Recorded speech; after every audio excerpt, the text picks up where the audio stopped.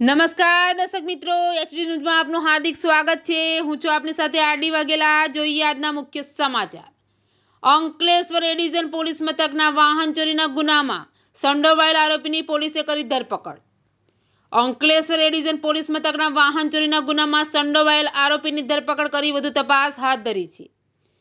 Ankleshwar GB office પાછળ આવેલ શ્રીરામ સોસાયટીમાં રહેતા દીપેશ કુમાર કાંતિલાલ મોદી ગત તારીખ 14મી સપ્ટેમ્બરના રોજ પોતાની બાઇક લઈને અંકલેશ્વર 3 રસ્તા પાસે શાક માર્કેટ ખાતે શાકભાજી ખરીદી કરવા માટે ગયા હતા।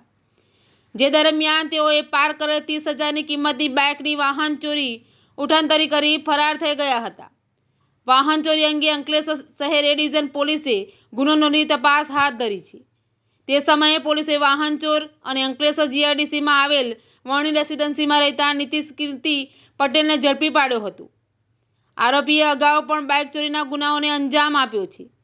કેમ કે સહિતની દિશામાં પોલીસે તપાસ શરૂ કરી છે।